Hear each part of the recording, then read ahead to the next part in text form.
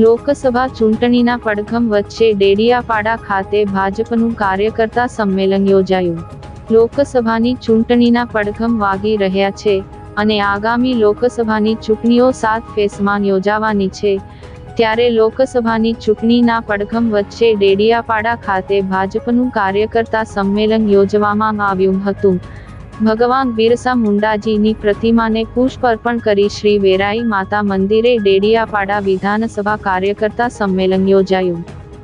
આ સંમેલનમાં સૌ કાર્યકર્તાના માર્ગદર્શક બનવા ક્લસ્ટર પ્રભારી પૂર્વ ગૃહમંત્રી પ્રદીપસિંહ જાડેજા, ભરૂચ લોકસભા પ્રભારી અજયભાઈ ચોકસી, ભરૂચ લોકસભાના સંયોજક યોગેશભાઈ પટેલ, ભરૂચ જિલ્લા પ્રમુખ મારુતિસિંહ હટોદરિયા, નર્મદા જિલ્લા પ્રમુખ ઘનશ્યામભાઈ પટેલ, નર્મદા જિલ્લા પ્રભારી ધર્મેશભાઈ પંડ્યા, વિસ્તારક યોજના દક્ષિણ ગુજરાતના વાલી પ્રકાશભાઈ, ડેડિયાપાડા પૂર્વ ધારાસભ્ય મહેશભાઈ વસાવા, પ્રદેશ આદિજાતિ મોરચા ઉપાધ્યક્ષ શંકરભાઈ વસાવા, ડેડિયાપાડા વિધાનસભાના પ્રભારી મહેશભાઈ વસાવા સહિત કાર્યકર્તાઓએ ઉપસ્થિત રહી માર્ગદર્શન મેળવ્યું.